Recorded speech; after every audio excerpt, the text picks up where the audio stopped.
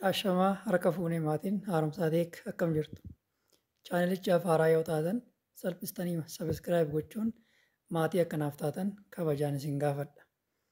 Har'a kan wal ilaallu akkaataa roomaan nambarii maayikiroosooftii woordii irratti sooftiweerii tokko malee salphumatti galchuu dandeenyudha.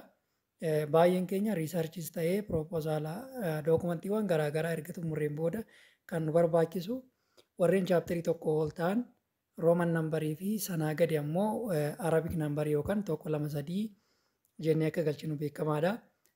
Sana gochuudhaaf immoo maayikiroosooftii woordii irratti sooftiweerii tokko malee haala salphaa ta'een akkamitti hojjechuu akka dandeenyu har'a kan wal ilaalu ta'a.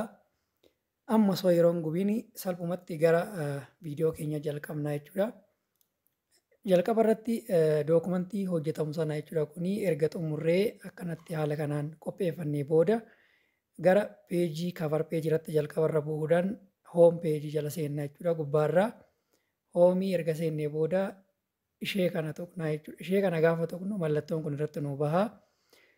Kana booda gara chaaptera waanitti deemnaa bakka tokko jedhee nu jalqabu sanii jechuudha. Kunniin warroota roomaan nambariidhaan teechifamuu qaban waan ta'eef chaaptera waanii bira bakka kana dhufnee duuba isaatti kiliika erga goonee booda looy awut kan jedhu jala seenuudhaan bireek kan jedhu erga tuqnee booda neekist peejii fayyadamna jechuudha. Neekist peejii erga jennee booda maal goonaa gara insertii deebineet asii peeji nambar kan jettu erga tuqnee asirraan peejii kana gara jalaatti kan galchinu waan ta'eef bottom of page erga jennee ishee kana ni cuqaasna. Ishee kana gaafa cuqaasne maal goonaa iddoo kanatti kan baatu link to previous kan jettu kana akkana bannee irraa balleessina. Sana booda maal goonaa fuuldura kana close header kan jettu kana ni cufnaa jechuudha. Erga ishee cufnee booda maal goonaa ammas kallattii wal fakkaataadhaan insertitti deebinee home peeji nambar kan jedhu seenuudhaan foormaata goonaa jechuudha. Foormaatii gaafa goonu asii tokko lama sadii jenneeti kan deemu waan ta'eef ishee kana dhufnee akka hin daganne ishee kana start at kan jettu kan argatannee booda okee jennaan. Sana booda iddoo kanarraa tokko jedhee nu jalqabee jira jechuudha akkuma argaa jirtan. Amma ol deebi'uudhaan kunni ol roomaa waan ta'aniif ammas kafar peejii biraa dhiisnee isa itti aanu iddoo kanatti fuulduratti kiliik erga goonee booda laay awut kan jedhu akkuma tartiiba duraatti deebi'uudhaan bireek kan jedhu seennee neekist peejii erga jennee booda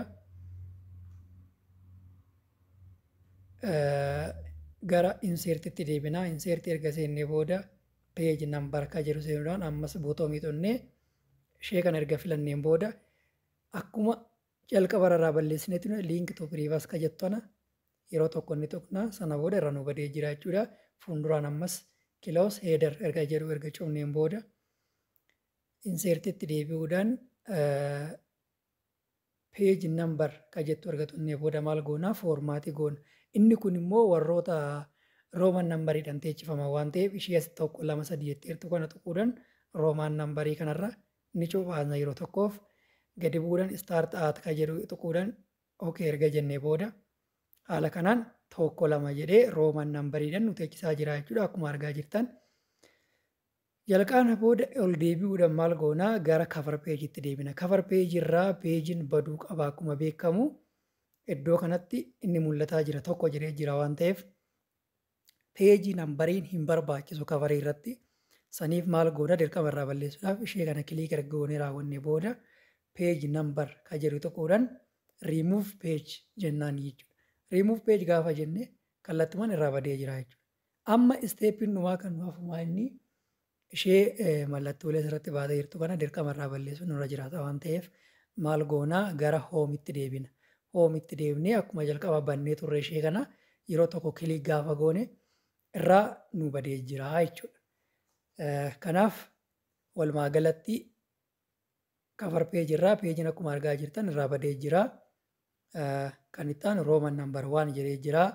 Rooman nambar 2 3 jedheet roomaaniidhaan taa'ee jira jechuudha. Bakki kuni chaapter 1 waan ta'eef lakkoofsa tokkorraa jalqabuu qaba. Akkuma argaa jirtan lakkoofsa tokko jedhee jira. 2 3 jedhee itti fufaa jechuudha already. Walumaa galatti xumurree jirra jechuudha. Kanaaf walumaa galatti dhumarratti jechuudha Viidiyichi yoo isinitti tole hiriyoota keessaniif sheer gochuun hin dagatinaa isiniin jedha. Yaada fi gaaffii yoo qabaattan ammoo koomentii jala naaf kaa'aa nan dubbisaa. Mata duree biraatiin amma walitti deebinutti nagaan naaf turaa. Isin hin kabaja.